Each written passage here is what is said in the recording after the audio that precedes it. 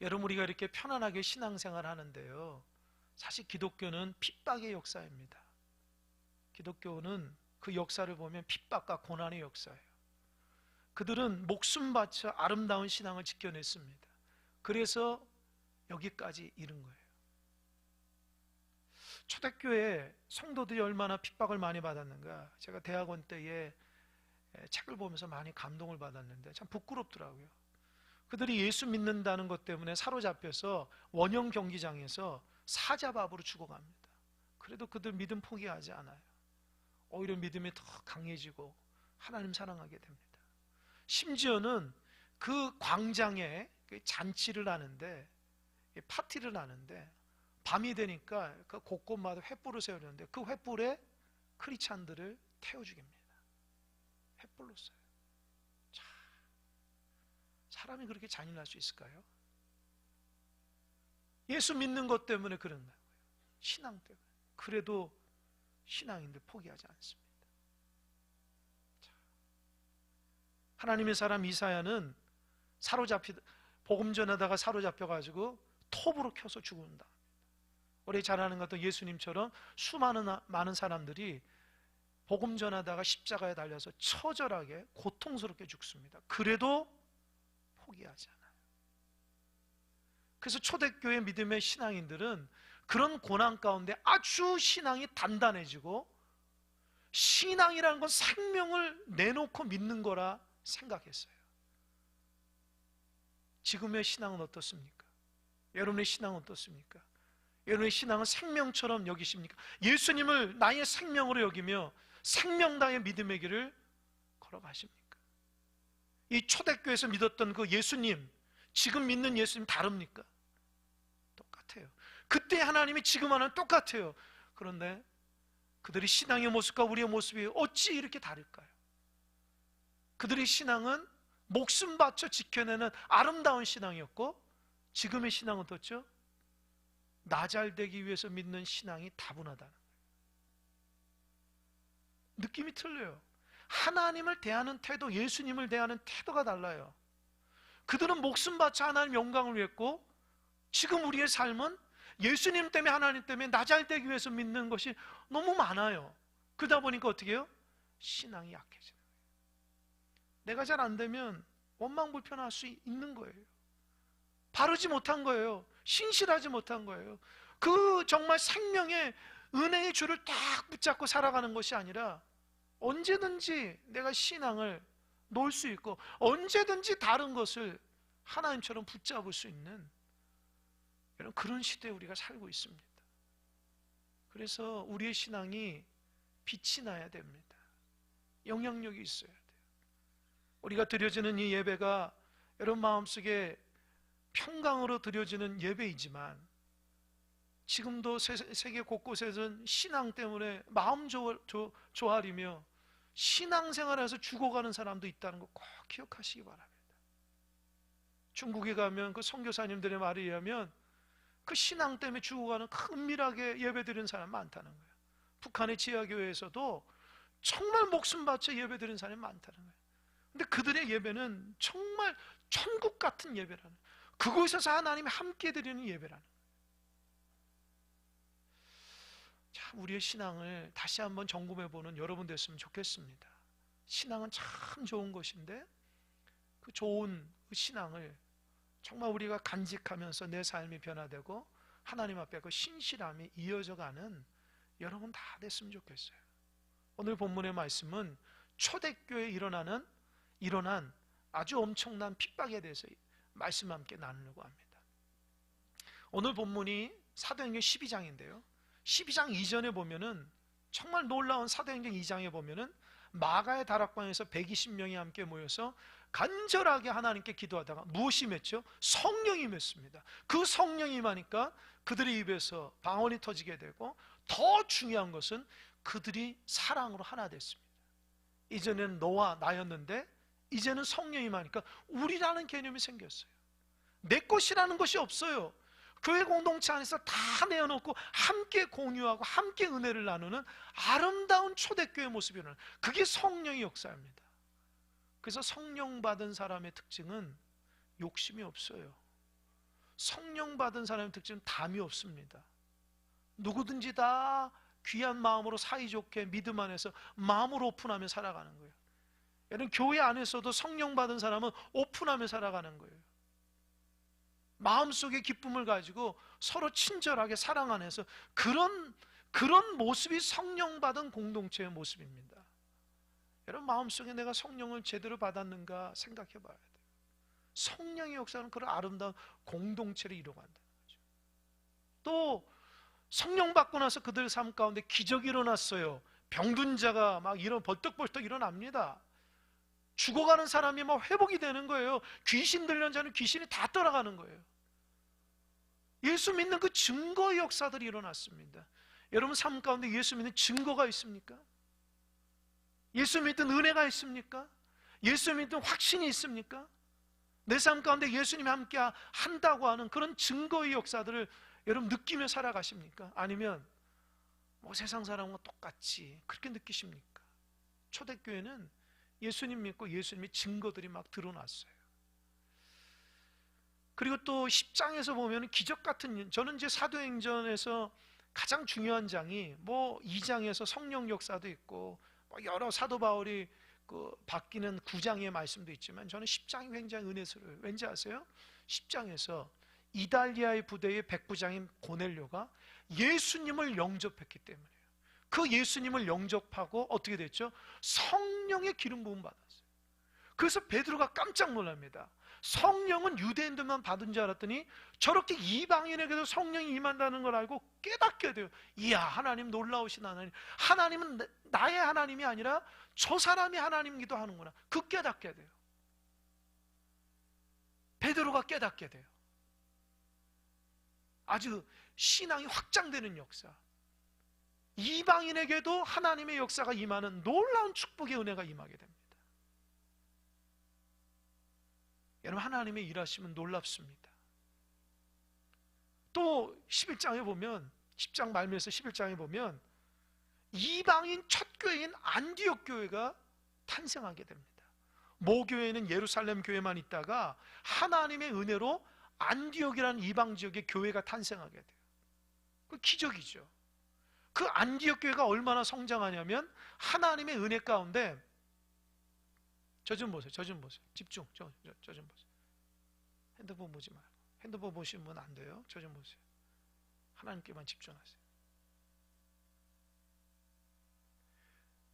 안디옥 교회가 얼마나 성장을 하게 되냐면 하나님의 은혜 가운데 성장해서 모교회인 예루살렘 교회가 어려움을 당하니까 어떻게 해요? 헌금을 해서 갖다 줍니다. 여러분, 남을 돕는 거 쉬운 게 아니거든요. 성숙하지 않으면 안 되는 거예요. 그러니까 안디옥 교회는 이방 교회지만 하나님의 은혜를 부어주시니까 그의 삶이 완전히 달라져요. 여러분, 11장까지 보면요 기적 같은 은혜가 많아요. 그럼 12장에서는 더 확장된 하나님의 역사인데 12장에 핍박이 임합니다. 교회 위기가 옵니다. 초대교회 기둥 같은 두 인물 중에 하나는 야고보가 죽어요. 큰 위기입니다. 또 기둥 같은 한 명은 베드로가 옥에 갇힙니다. 교회는 갈 바를 알지 못해요. 중심축이 없어졌어요. 교회가 무너지기 직전이에요. 왜 이런 일이 일어났을까요? 하나님 왜 그렇게 하셨을까요? 이 고난의 뜻이 뭡니까? 오늘 본문 보니까 헤롯 왕이 야고보 사도를 죽였다고 그래요. 헤롯 왕. 도대체 헤롯 왕이 왜 그렇게 했을까? 또 베드로까지 잡아 죽이려고 합니다. 왜 그랬을까요? 헤롯 왕이 누굴까요? 이 헤롯 왕은 예수님이 탄생했을 때에 있었던 헤롯 대왕의 손자예요. 손자. 그러니까 우리는 뭐 헤롯 누구 해야 되는데 그냥 성경 헤롯이라는데 정확한 헤롯 안티파스, 헤롯 아그리파 1세, 헤롯 아그리파 1세입니다. 이 헤롯 아그리파 1세는 예수님 탄생했을 때 헤롯 대왕의 손자인데 이 사람이 로마에서 성장했어요. 아주 좋은 학문을 받고 아주 잘 성장했는데 이 정치적인 야심이 있던 사람이에요. 하다가 말실수를 해가지고 황제에게 비난하는 소리를 해가지고 옥에 갇힙니다. 옥에 갇혀서 평생을 옥에 가두는 형벌을 받아요. 이제 그 인생은 다 끝났죠. 그러나 황제가 죽자 다른 황제가 딱 일어났을 때에 그 새로운 황제는 아그리파 1세를 좋아해요. 그래서 그를 풀어주고 그를 유대 땅에 분봉왕으로 보냅니다. 이 아그리파 1세는 죽었다가 살아났기 때문에 얼마나 기뻐요. 유대 땅에 왔을 때에 그의 할아버지가 이 땅을 다스렸다는 것을 알죠. 그래서 할아버지보다 더 큰 유대 지역을 하기 위해서 정치적인 수단으로 그 나라를 확장해 가기 시작해요. 그래서 처세술이 능한 사람이에요. 아그리파 1세가. 이제 그 사람이 어떻게 하면 그 유대 지역을 더 확장시킬까 할까 하다가 그 유대 종교 지도자들과 좋은 친분을 유지하며 살아갑니다. 그들과 함께 식사하고 교제하면서 그들의 마음을 얻어요. 그래서 아그리파 1세가 당시 인기가 꽤 상당히 있던 왕입니다. 그런데 어떻게 하다가 교회를 이렇게 핍박하게 됐을까요? 유대 종교자들이, 종교 지도자들이 아그리파 1세하고 만났을 때에 대체적으로 하는 말이 그런 얘기를 합니다. 예수라는 사람이 한때 일어나가지고 우리 유대 백성들의 신앙을 다 엉망진창을 만들고 율법대로 살지 않았는데 그 사람이 십자가에 죽었다고. 그래서 안심했는데 그 예수 믿는 자, 예수의 제자들이라는 사람들이 교회 공동체를 이루어서 아주 폭발적으로 전도 사역을 하는데 미쳐 죽겠다는 거예요. 곳곳마다 그 사람들이 예배하고 전도하는데 이 유대 종교 지도자들은 아주 눈에 가시했다는 거예요. 그 얘기를 아그리파 1세에게 얘기합니다. 어떻게 하면 좋냐고. 그러니까 아그리파 1세가 그 소리를 듣고 유대인들에게 있어서 교회 공동체는 굉장히 악의 존재구나. 그들을 멸망시키는 것이 유대인들을 위한 것이고 유대인들을 위한 자기가 정책을 쓰면은 자기의 권력에 계속해서 유지될 수 있다라고 생각해요. 그래서 어처구니 없게도 기둥 같은 야곱을 딱 죽이니까 유대 종교들 막 박수치며 난리나. 그때 마음이 우쭐했죠. 그래서 한 단계 더 이젠 마지막 베드로 사도까지 죽이면 교회 공동체가 다 끝나기 때문에 베드로를 딱 잡아서 옥에 가둡니다. 그리고 바로 죽이지 않아요. 왜냐하면 유월절을 앞두고 있었기 때문에. 유월절 때 베드로를 죽이면 폭동이 일어나기 때문에 좀 뒀다가 유월절 지나서 잠잠할 때에 공개 처형을 하려고 지금 준비 중에 있는 거예요. 교회는 그때 어떻게 할까요? 보십시오. 5절, 자막 5절 한번 볼까요? 5절 다 같이 시작. 이에 베드로는 옥에 갇혔고 교회는 그를 위하여 간절히 하나님께 기도하더라. 여러분, 교회 위기입니다. 교회 위기예요. 이 권력가에 의해서 왕 때문에 교회가 아주 폭삭 그냥 죽어지는 거예요. 근데 잘 보면 아까도 얘기한 것처럼 어처구니 없게도 국가 권력에 의해서 교회가 이렇게 막 핍박을 당한. 그럼 그전에는 베드로가 옥에 갇힌 적 없어요? 있어요. 사도행전 4장을 보면 이 베드로 사도와 요한 사도가 예수님이 십자가에 죽으시고 부활하셔서 그를 믿으면 구원받는다고 얘기하니까 유대인들이 시기를 받아서 감옥에 갑니다. 5장에서도 복음을 전하다가 종교 지도자들이 시기를 받아서 감옥에 가요. 그러니까 4장이나 5장에서 베드로가 옥에 갇힌 것은 그 당시 종교 지도자, 유대교 종교 지도자의 시기 때문에 된 것이거든요. 근데 오늘 본문 12장에는 어떻게 해요? 국가 권력이 직접 교회를 핍박하고 있어요. 그 권력으로 교회를 짓누르고 있다는 거죠. 그러니까 어떻게 해요? 더 강력한 핍박이에요. 어쩔 수 없어요. 이제 교회가 망하게 된 거예요. 그리고 헤롯이라는 사람은 자기의 권력을 유지하기 위해서 유대 종교자들의 권면을 받아서 교회를 말살하는데, 그러니까 어처구니 없잖아요. 무슨 교회하고 원수진 것도 아닌데 자기 권력을 이용해서 교회를 박살내야지 자기의 권력을 유지한다고 아주 그 허황된 생각을 가지고 있다고요. 여러분, 그 배후에 누가 있을까요?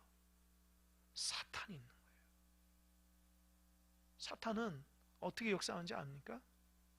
세상 욕심으로 살아가고 세상 자랑으로 살아가고 안목의 정욕과 이생의 자랑과 육신의 정욕으로 살아가는 사람들에게 항상 붙어 다녀요.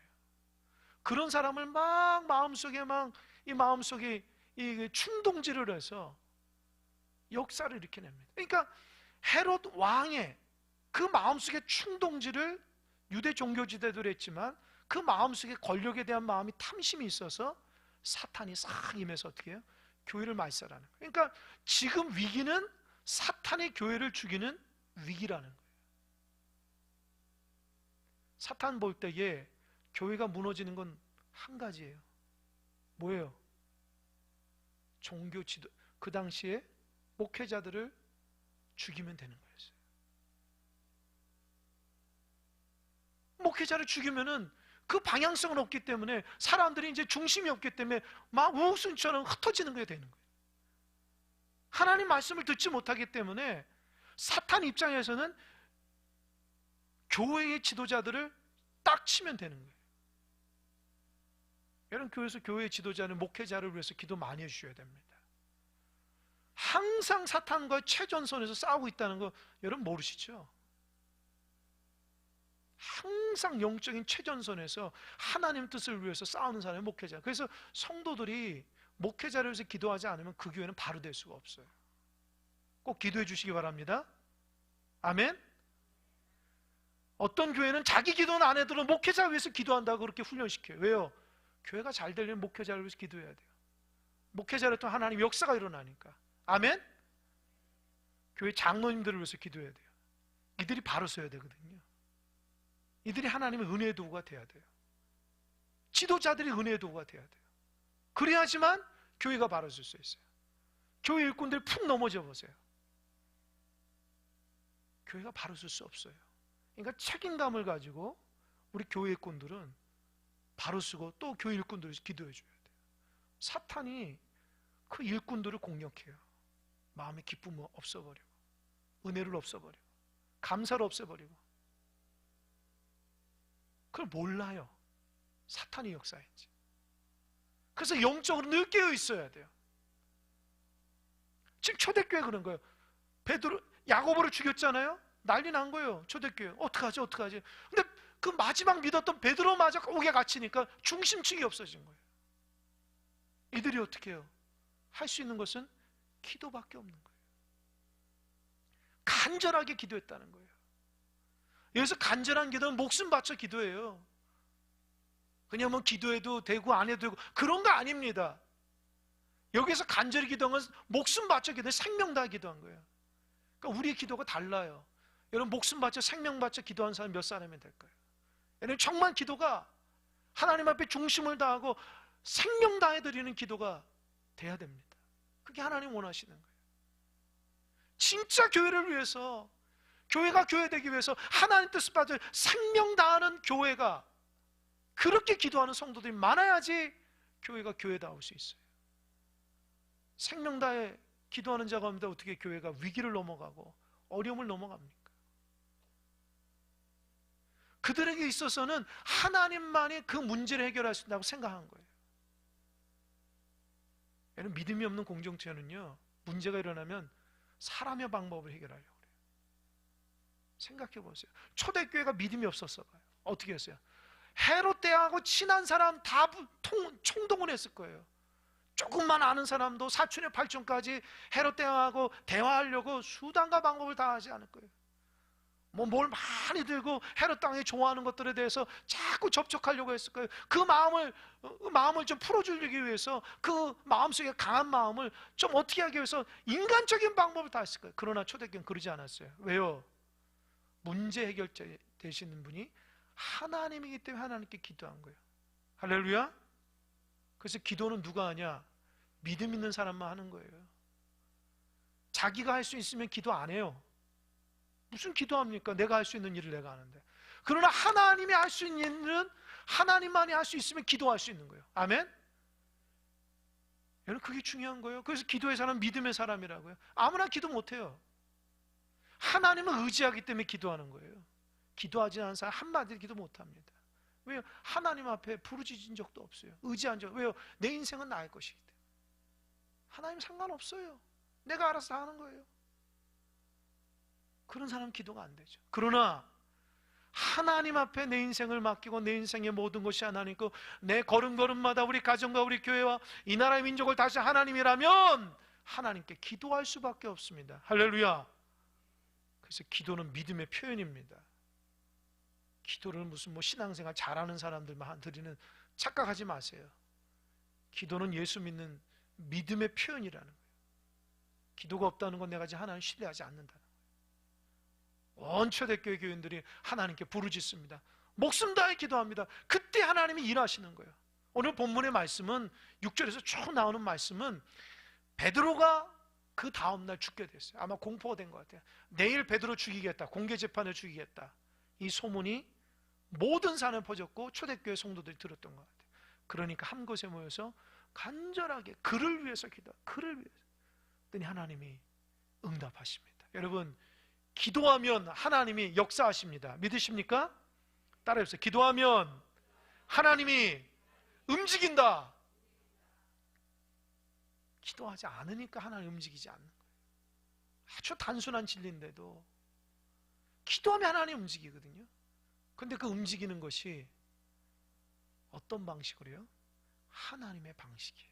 참 이 부분이 제가 여러분의 권면드리면, 기도하면, 우리는 보통 기도하면 하나님께 딱 기도하면 하나님 이렇게 돼야 돼요. 1번은 2번이고 3번은 5번이고 이렇게 해줘야 됩니다. 나는 이걸 원합니다. 여러분, 그게 기도입니까? 협상입니까? 하나님을 믿으면 하나님께서 하나님의 방법으로 하신 믿는 것이 믿음이지, 그 모든 과정도 내 뜻대로 되겠다면 내가 하나님 되는 거 똑같잖아요. 그잖아요. 이게 얼마나 잘못된 거예요. 그러니까 기도하면 하나님의 방식을 기대해야 되는데 내 방식대로 되는 거예요.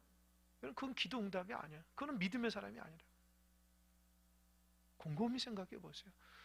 기도는 우리가 참 많이 하는데 하나님이 어떤 방식으로 이끌어 가시는 기대감이 없어요. 그냥 내 뜻대로 원하는 것이 기도의 응답이라고 생각하는데 아닙니다. 기도하면 하나님은 하나님의 방식으로 역사를 일으켜요. 제가 왜 강조하는지 아세요? 오늘 본문이 베드로가 풀어나는 과정이 사람의 생각으로 할 수 없는 방법으로 하나님이 아셨기 때문이에요. 밤에 그 다음날 죽거든요. 한밤중에 하나님 누굴 보내요? 천사를 보내요. 지금 베드로는요, 감옥 안팎에 4명이 한 계조로 돼서 4조가 16명이 감옥 안팎에 있어요. 그러니까 베드로 옆에 군사들이 같이 자고 있어요. 쇠사슬에 묶여서. 천사가 나타났어요. 하나님 보냈어요. 베드로를 툭 칩니다. 베드로가 일어나요. 일어나려고 탁 보니까 쇠사슬이 탁 풀려요. 천사가 그럽니다. 너 신발 신어. 너 겉옷 입어. 그러니까 베드로가 신발 신고 겉옷 입어요. 당연한 듯이. 그리고 나 따라와. 따라갑니다. 이 철문이 막혔는데 가는 곳마다 저절로 열어지는 거예요. 여러분, 하나님께 기도하면 문제가 저절로 되는지 믿으시기 바랍니다. 그 아멘은 하는데 왜 하나님 못 믿는지 모르겠어요. 하나님께 기도하면 저절로 되는 거예요. 내가 되는 게 아니라니까요. 그 기도가 얼마나 중요하다고요. 그러니까 그때까지 베드로가 그대로 순순이에요. 뭔가 아는 것처럼 하나님께서 자기에게 기도 응답하실 줄 아는 것처럼 그렇게 순종해요. 그런데 뒷부분에 보면 꿈이라고 착각하는 거예요. 저는 이 부분에 묵상하면서 참 많은 도전과 감동을 받아요. 왜 베드로는 천사가 나타나서 하는데도 실제적으로인데 왜 꿈이라고 생각했을까? 이 천사가 딱 떠났을 때 그때 깨닫거든요. 여러분, 교회, 초대교회 성도들이 얼마나 열심히 기도합니까? 그런데 베드로가 기도했다고 하는 그 문구는 없어요. 그런데 여러분 생각해 보세요. 베드로가 기도했을까 안 했을까요? 베드로가 기도했을까 안 했을까요? 더 열심히 기도하죠. 자기 문제니까. 내일 죽게 되는데 베드로가 그거 알게 돼요. 하나님 앞에 열정을 가지고 기도해요. 하나님, 저 어떻게 해요? 하나님, 저 내일 죽어요. 하나님, 저 복음 전해야 되는데요. 얼마나 열심히 그렇게 기도하며 잠깐 졸았을 때에 그가 천사가 나타나. 근데 그게 꿈이라고 생각한 거예요. 그러니까 베드로가 절망하지 않았어요.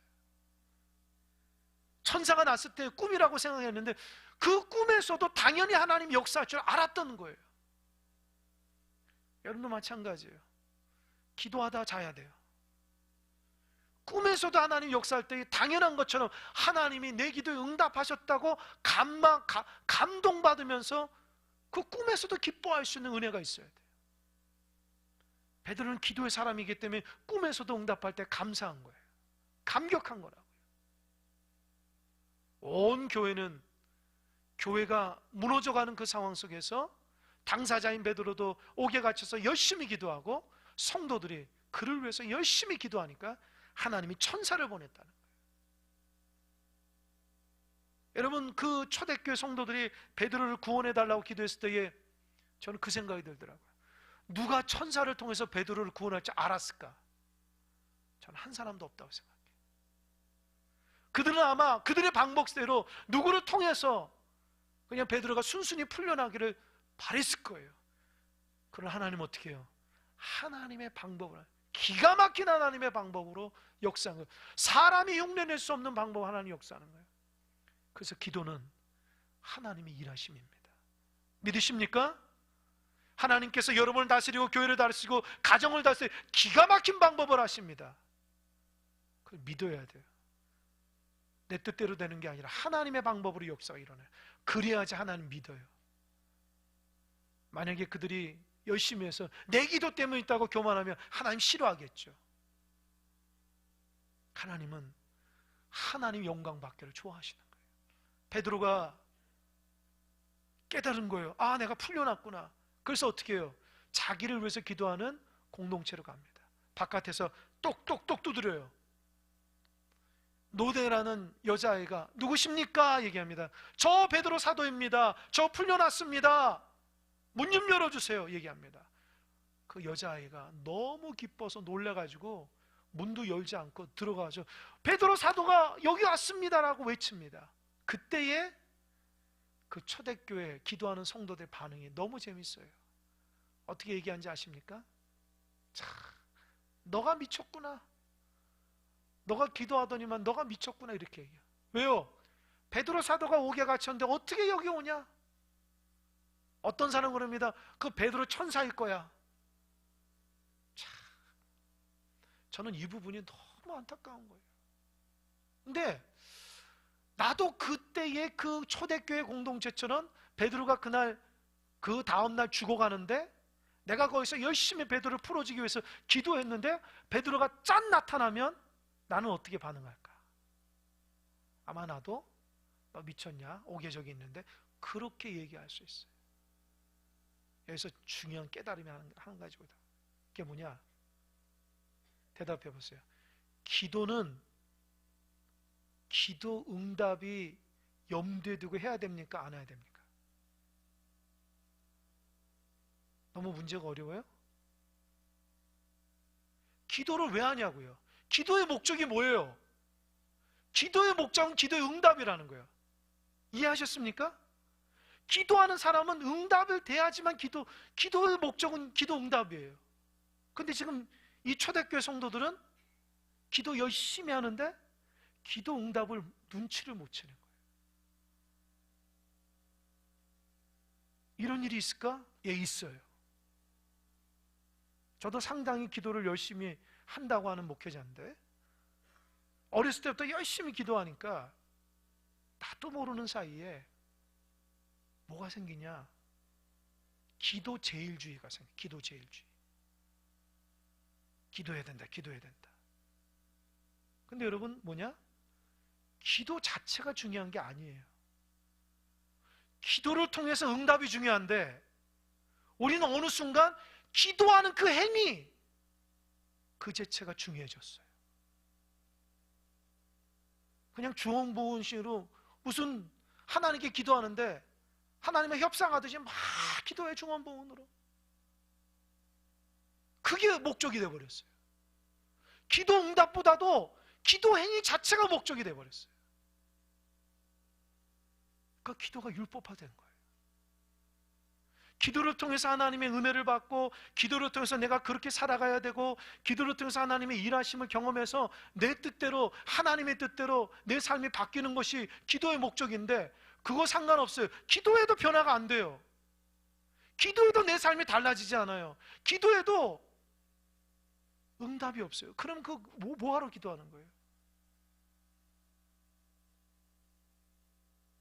기도가 목적인 사람은 이런 현상이 일어나요.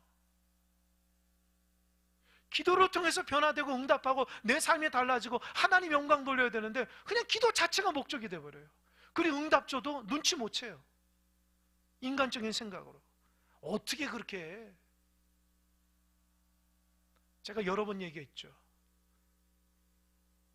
어느 교회 옆에 나이트클럽이 들어선 거예요. 사람들이 다 가니까 그 목사님 너무 속상한 거예요.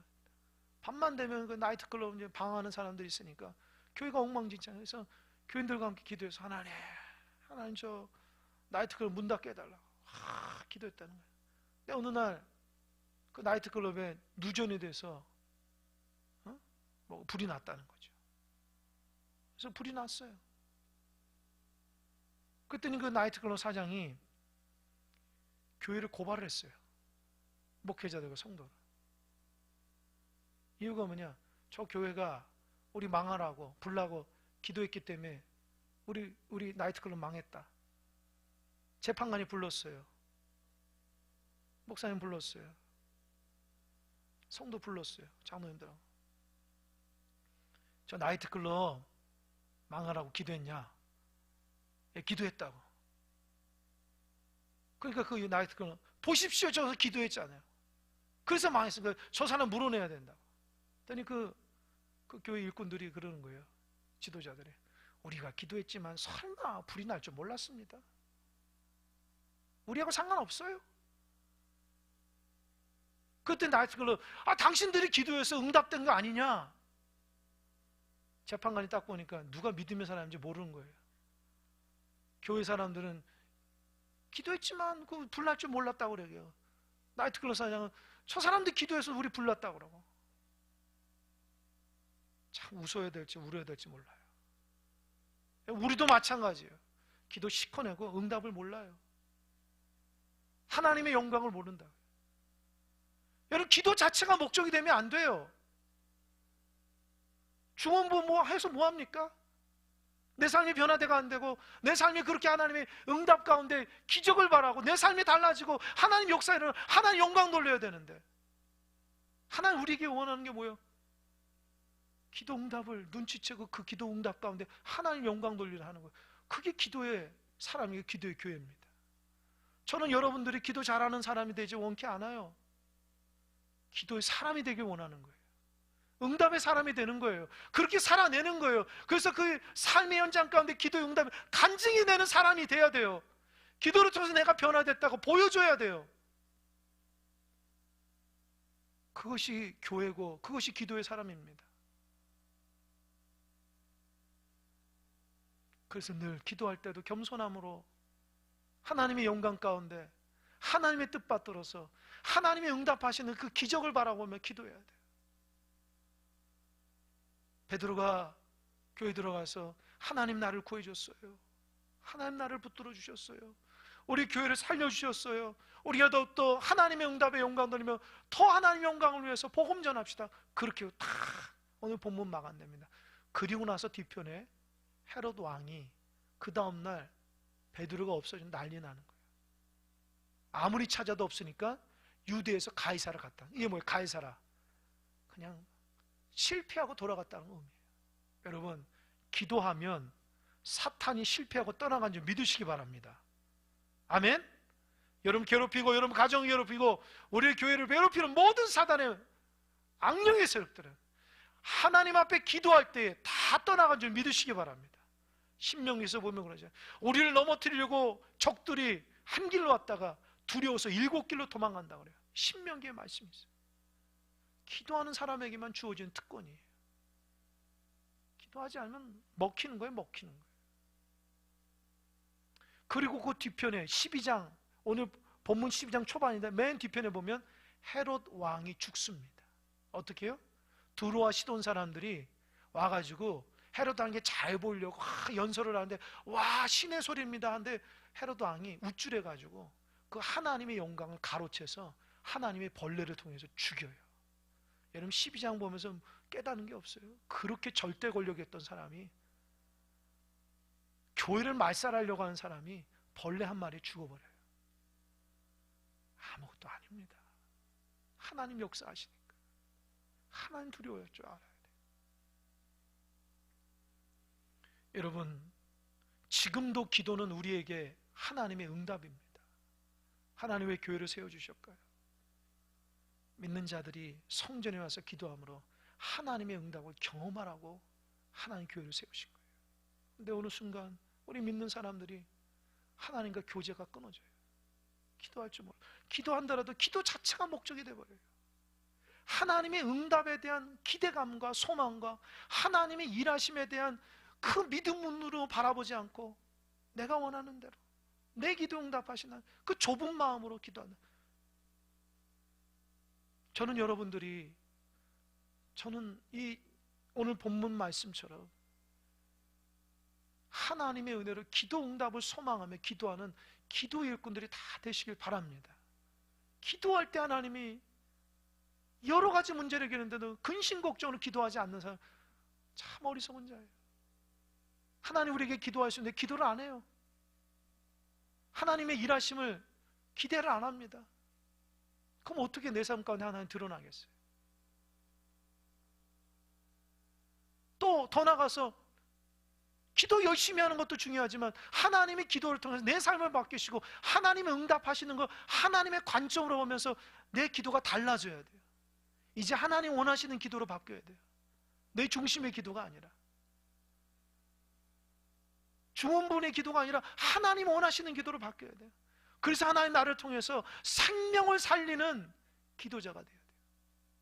교회가 그 영혼을 놓고 기도할 때 베드로가 살아났던 것처럼 교회 모든 성도들은 영혼을 놓고 기도할 때에 생명을 살리는 귀한 은혜를 경험하는 여러분 되시길 바랍니다. 기도 위에는 다른 이유가 없어요. 교회에서 일하시는 모든 일꾼들 잘 들으십시오. 기도 안 하면 그건 내 일이에요. 기도해야지 하나님 일이에요. 구역장님들, 지역장님들, 남녀 선교회 섬기는 모든 교회학교 교사들이나 모든 찬양대는 잘 들으십시오. 기도해야지 하나님 영광 받아요. 기도하지 않고 그 일을 하면 내 일이 돼버려요. 기도해야지 하나님 영광 받았습니다. 하나님이 역사를 드러낸다고요. 하나님 여러분을 통해서 하나님이 드러내길 원하시는 거예요. 그게 성숙한 사회고 그게 성숙한 공동체고 하나님 기뻐하시는 믿음의 공동체입니다. 우리 큰사랑 공동체가 하나님의 영광이 마음껏 드러나서 곳곳마다 큰사랑교회는 기도 응답의 교회라고 소문나는 그런 교회가 되길 바랍니다. 목회자 저부터 기도 응답이 쏟아지고 여러분들 모두 다 기도 응답이 쏟아져서 이야 정말 내가 신앙생활 잘했고 정말 귀한 교회에서 기도 응답 받으면 이렇게 하나님 은혜 가운데 행복하게 신앙생활한다 고백되는 저와 여러분이 되기를 주님의 간절히 축원합니다. 아멘. 기도하겠습니다.